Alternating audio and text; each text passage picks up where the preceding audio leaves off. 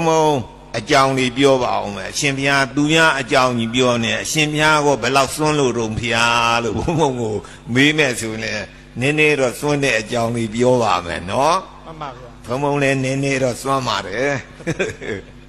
ပြောပြအောင်မယ်ကြွားတယ်လို့လည်းမအောင်းဘူးပါနဲ့ကြားလားမှန်ပါဗျာဘုံဘုံတို့ဗမော်တိုင်းတဲ့မန္တလေးမယ်ဗမော်ကျောင်းတိုင်းဆိုတာရှိနှစ်ပေါင်း200နီးပါးကြာတော့ကျောင်းကြီးကပြက်ခါနီးအဲ့ဒီကျောင်းပြက်ကြီးပြက်ခါနီးပြိုခါနီးကျောင်းကြီးကိုဘုန်းကြီးကဝင်ပြီးတော့ကျောင်းထိုင်ရပြင်နေတာပြင်မဲ့တကားကိုမပေါ်ဘူးဒါနဲ့ဘုန်းကြီးတစ်ပါးကဘုန်းကြီးစီလာပြီးတော့ပြောတယ်အရှင်ဘုရားကျောင်းကြီးပြင်ရင်တော့နီးကောင်းတော့ရခဲ့ပြီရှင်ဘုရားလှုပ်ဖို့ပဲလိုတယ်ကဲပြောဖျားဘာလုပ်ရမလဲပဋ္ဌာန်းယူရမယ်ဖျားပြောဘယ်လိုယူရမလဲတနေ့ကို24ခေါက်ပဋ္ဌာန်းပစ္စယနေတိတာ24ရက်ဇက်တိုက်ယူရမယ်ဖျားအဲ့လိုယူလိုက်လို့ရှိရင်အရှင်ဘုရားတကြောင်းရမယ်တကြောင်းနဲ့မကျေနပ်ဘူးဆိုရင်လည်းထပ်ရွတ်ပေါ့ဖျားလို့ပြောတယ်ရှင်ဘုရားအဲ့ဒါပြောတန်ကြားလားမြင်ဘူးလားလက်တွေ့လားလို့ဆရာတော်ကမေးကြည့်တယ်တပည့်တော်တော့လက်တွေ့မဟုတ်ဘူးဗျာတဲ့ရန်ကုန်မယ်တောင်ဥက္ကလာပငွေကြာရန်ကျောင်းတိုက်ဆရာတော်ဥယျဝရလက်တွေ့ပါဗျာတဲ့တပည့်တော်ကလည်းမြင်ခဲ့တဲ့နော်မှန်ပါဗျာငွေကြာရန်ကျောင်းတိုက်ဆိုတာကြားဘူးလားကြားဘူးပါတယ်ဗျာအေးတောင်ဥက္ကလာပအဲ့ဒီမိုးကောင်းဖျားနာလေးမယ်အဲ့ဒီငွေကြာရန်ဆရာတော်ကြီးဖျားတဲ့တနေ့ကို24ခေါက်24ရက်ရွတ်တာကျောင်းတစ်ကျောင်းရတယ်ဖျားကျောင်းတကပေါ်တယ်တကျောင်းနဲ့တော့မဖြစ်သေးဘူးဆိုပြီးတော့နောက်ထပ်24ခေါက်တရက်24ခေါက်24ရက်ဇက်တိုက်ရွတ်နောက်ထပ်ဒုတိယကျောင်းတစ်ကျောင်းပေါ်တယ်တကျောင်းကနေမယ်တကျောင်းကစာချမယ်မရတတ်သေးဘူးဆွမ်းစားကျောင်းလေးလူလေးတယ်ဆိုပြီးတော့နောက်တစ်ခါ24ရက်24ခေါက်စီရွတ်တကြောင်ပေါ်တယ်3ကြောင်ဇက်တက်ရတယ်နော်ဒီအဲ့ဒါလက်တွေ့ပါဗျာလို့ဆိုတော့ဘုံဘုံကစဉ်းစားတယ်ဟာငါတော့တပည့်တော်ကတော့ဗျာလက်တွေ့ချိုးလဲယုံတော့ယုံပါတယ်တပည့်တော်အချိန်နဲ့မအားပါဘူးတနေ့တစ်ခေါက်တော့ရွတ်မယ်ဗျာလို့ဘုံဘုံကတနေ့တစ်ခေါက်ပဋ္ဌာန်းရွတ်ပါတယ်တနေ့တစ်ခေါက်ပဋ္ဌာန်းရွတ်တာ9နှစ်ကျော်ပါတယ်ကျောင်းတကတရားမှမပေါ်ဘူးနော်စိတ်မပြတ်ပါဘူးဩ तू က24ရက်24ခေါက်ပြောတာငါတစ်ခေါက်ရွတ်တာကိုလို့ပဲအဲ့လိုပဲထားနောက်ဘုံဘုံတို့ဗမောတိုင်သားလေးမယ်ဗမောတိုင်သားလေးမယ်မဟာဗောဓိကမ္မထန်တိုင်ဆိုတာရှိဆရာတက်ကြီးရဲ့ကမ္မထန်နီးပေါ့အဲ့ဒီကျောင်းတိုက်ကသီလရင်ကြီးဒေါ်စိတ်တရာတဲ့ဒေါ်စိတ်တရာကဘုံဘုံစီဆွမ်းလာပင့်တယ်ဘယ်နေ့ဘယ်ရက်ဆွမ်းစားကြွပါဗျာနေဆွမ်းစားဘယ်နှပါအဲ့လိုပင့်တယ်ကောင်းပါဗျာဒေါ်စိတ်တရာထားတယ်ခင်ဗျာမိမသားဖြစ်နေပြီးတော့တော်တယ်ဗျာယောက်ျားတွေတဲ့တောင်မှတော်နေတယ်ခင်ဗျာသူကမဟာဗောဓိဇေဒီကြီးအိန္ဒိယကဗုဒ္ဓဂါယာကမဟာဗောဓိဇေဒီနဲ့အတူဇေဒီကြီးတဆူတဲတယ်နော်မိမသားဖြစ်နေပြီးတယ်ပြီးပြီးတော့စိန်မှုသူများဖရာတွေစိန်မှုတစ်လုံးတင်သူကစိန်မှု6လုံးတင်တယ်6ဘူးရှင်လို့နာမည်ပေးတယ်အဲ့ဒီတော့ခမညာတော်လိုက်တာဖရာကြီးလည်းပြီးအောင်တီးနိုင်တယ်စိန်မှုလည်း6လုံးတင်နိုင်တယ်နှစ်စဉ်လည်းဖရာပွဲကြီးကျင်းပပူဇော်တယ်အဲ့တော့ခမရနီးကောင်းလမ်းကောင်းလေးရှိရင်ကျုပ်ပေးသားမှာဗျာကျုပ်မဲ့ဘုဟောဒီကြောင်းကြီးပြင်းရင်းနေတာမပြင်းနိုင်လို့ပြောတာတပည့်တော်မှာကပဋ္ဌာန်းရွတ်ပြီးတော့ဒီဖျားကြီးတည်တာတဲ့သူကပြောတယ်ကျုပ်လည်းပဋ္ဌာန်းရွတ်ပါဗျာ9နှစ်ကိုရှိပေါ့9နှစ်ကိုခုနည်းနည်းကြောလာပြီကျောင်းတကာကမပေါ်ဘူးကျုပ်ကြောင်းကြီးပြင်းနေတာရှင်ဗျာပဋ္ဌာန်းရွတ်တာကစံချိန်မကိုက်လို့တဲ့နော်ခင်ဗျာပဋ္ဌာန်းရွတ်တာစံချိန်ကိုက်တယ်လို့ရှိသေးလားလို့ဘုံဘုံကမေးရှိသေးတယ်ဗျာ ကဲပြောသားမှစံချိန်ကိုက်အောင်ဘယ်လိုရွတ်ရတော့ခုတရားနာပရိသတ်တွေလည်းမှတ်ထားနော်စံချိန်ကိုက်အောင်ပဋ္ဌာန်းရွတ်နီးအဲ့ဒါလူတဲ့ဥစ္စာပြီးအထူးသဖြင့်ကြောင်းကောင်းကံကောင်းအိမ်ကောင်းတိုက်ကောင်းမော်တော်ကားကောင်းကောင်းစီးရပြီလို့သာမှတ်ပြီးတော့ပဋ္ဌာန်းရွတ်ပြီဆိုရင်နော်ရှင်မြတ်ဟောရှိလူလားဗျာဆိုရှိပါဗျာကြောင်းကြီးလည်းရှိကားကြီးလည်းနှစ်စီးရှိဟုတ်လားဘုံမကျွမ်းတယ်လို့မအောင်မိပါတယ်ကြလားပဋ္ဌာန်းရွတ်စေခြင်းလို့ပြောတာပါနော်အေးကဲဗမာကြီးတော်စိတ်တရာခမပဋ္ဌာန်းရွတ်ဒီစံငိတ်ကဲအောင်ရွတ်ဒီပြောသမ်းဗျာဆိုတော့တဏ္ဏမအနေနဲ့တန်ရှင်းရှင်းလေးရွတ်ရတယ်တဲ့တဏ္ဏမဘယ်လိုတဲ့တော့ခန္ဓာကိုယ်ကနန်းစော်မနေစီရဘူးဗျာမျက်နှာတစ်လိုက်လက်တွေချီတွေဆေးလိုက်တိတ်ပြီးတော့မှနန်းစော်နေတယ်ဆိုရေချိုးပြလိုက်အောင်သင်္ကန်းလည်းပဲညှင့်ပတ်နေတဲ့သင်္ကန်းမဝတ်နဲ့ဖျားတယ်သူကပြောတယ်ဘာဖြစ်လို့လဲဗျာခမရနဲ့ဒီခန္ဓာကိုယ်အပုတ်ကောင်ကြီးပဲပုတ်မှန်ပေါ့နာမှာပေါ့မဟုတ်သေးဘူးဖျားတယ်ပဋ္ဌာန်းရွတ်ပြီးဆိုရင်နတ်တီပြမာရီကလာပြီးတော့ပဋ္ဌာန်းနာတယ်ရှင်ဘုရားကနန်းစော်နေတဲ့ညစ်ပတ်ပေးတည်နေဆိုမလာခြင်းဘူးဖျားတယ်သူကလူစော်နန်းနဲ့ဆိုပြီးတော့နော်အဲ့တော့တဏ္ဏမဘာလို့ရမလို့တဏ္ဏရှင်းရှိစီရမယ်မျက်နှာတစ်လိုက်လက်တွေချီတွေဆေးလိုက်သင်္ကန်းညစ်ပတ်နေတယ်ဆိုရင်လဲလိုက်အဝတ်တွေအင်ကြီးလုံကြီးတွေညစ်ပတ်နေလဲလိုက်တဏ္ဏမနော်နှစ်နာမကဲဘာတော့ညာဆိုတော့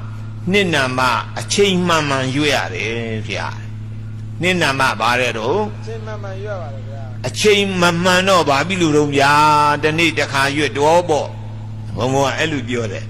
မဟုတ်သေးဘူးဗျာတဲ့ဥပမာအပြင်အရှင်ဘုရားရှင်းနာကြီးပဋ္ဌာန်းရွတ်တယ်ထားပါတော့သူတို့ချင်းပြောတယ်တဲ့နောက်ပိုင်းကြတော့တို့ရှင်းနာကြီးထိုးပြီဗမောဆရာတော်ပဋ္ဌာန်းရွတ်လိမ့်မယ်တွားပဋ္ဌာန်းရနာကြသူဆိုလို့လာဒီကြတော့အရှင်ဘုရားပဋ္ဌာန်းမရွတ်ဟိုလုတ်ဒီလုတ်လျှောက်လုတ်နေတယ်ဆိုရင်စိတ်တူပြန်သွားကြတာတဲ့ဟုတ်ကလားအဲ့ဒါကြောင့်နှစ်နာမအနေနဲ့ဘယ်လိုရွတ်ရမလို့အချိန်မှန်မှန်ရွတ်ရမယ်ကဲကောင်းပြီဗျာအချိန်မှန်မှန်ရွတ်မယ်သုံးနာမကဘာတော့သုံးနာမကတီဗီနာလာလေးကြည်ကြည်လေးရွတ်ရတယ်တဲ့အရှင်ဘုရားကဟေတုပစ္စယအရမဏပစ္စယဒီပတိပစ္စယနဲ့ဒီလိုလေးစီမံမှန်းတဲ့လိုလေးလုပ်နေသူတို့ကမကြားဘူးဗျာနော်ဘယ်လိုရွတ်ရမလဲတော့ကြဲကြဲလေးပြီးသားတာလေးရွတ်တဲ့ကဲကျုပ်ရွတ်ပြမယ်ဗျာဆိုဟေတုပစ္စယောရမဏပစ္စယောအဓိပတိပစ္စယောအနန္တရပစ္စယောကြိုက်ကလားကြိုက်တယ်ဗျာအဲ့လိုရင်ကောင်းတယ်တဲ့သူကအဲ့တော့သုံးနာမကပြီးသားတာကြဲကြဲရွတ်လေးနာမကခြိသေးလားဗျာဆိုလေးနာမကြတော့ပြီးပြီဆိုရင်ပဋ္ဌာန်းတရားနာတဲ့နတ်ဒီပြမာတွေအမျှဝေပါဤဖေဟာအမျှဝေပါဤဗျာဆိုပြီးတော့အမျှဝေလိုက်အရှင်မြတ်လိုချင်တာလေးလေပြောလိုက်တဲ့မပြောလဲကိစ္စမရှိဘူးဗျာသိတယ်တဲ့သူတို့ကနတ်ပြမာတယ်သူများစိတ်အကြံသိရှင်မြတ်ကြောင်းကြီးပြင်းနေတယ်ဆိုသူတို့ကသိအဲ့ဒါနတ်တွေပြမာတွေလို့လိုက်ခဏလေးပြီးပါတယ်ဗျာလူတွေဒါခက်နေတာပါဟုတ်ကလားကဲဒီလိုဆိုရင်ဒေါ်စိတ်တရာကျုပ်ဒီနေ့ကစပြီးတော့ခမည်းပြောသလိုစံချိန်ကြိုက်အောင်ရွတ်မယ်ဗျာလို့ပြောပြီးတော့ရွတ်ဩ तू ကပြောသွားတယ်စံချိန်ကြိုက်မကြိုက်ကဘယ်လိုလုပ်သိရမလို့ဆိုရင်တခန်းလုံးတစ်ကြောင်းလုံးမှုကြိုင်လာပြီဆိုရင်အဲ့ဒါစံချိန်ကြိုက်ပြီဗျာတဲ့ဘယ်နဲ့ကြောင့်လို့နတ်တွေပြမာတွေလာပြီဗျာတဲ့သူတို့လာလို့ရှိရင်မှုကြိုင်နေတာသဘောကျလားအေးအဲ့ဒါမှုကြိုင်လာပြီဆိုရင်စံချိန်ကြိုက်ပြီနတ်တီပြမာတွေလာပြီလူကျင်တဲ့ကိစ္စတွေပြီးပြီဒါအောင်းမိပြီတော့သိတိပေါက်ပြီဒါနဲ့ဘုံဘုံကရွက်3-4လလောက်ရှိတော့မှုွေးပါတယ်3-4လလောက်ရှိတော့မှုွေးတော့စိတ်ကူးတယ်နတ်တီပြမာတွေတော့လာပြီနဲ့တူတယ်ခါလူကြတော့လည်းအဲ့လိုစိတ်မကူးဘူးဖင်အားရှိကအမွှေးတိုင်းနေရေမွေးတိုင်းနေလေဝေး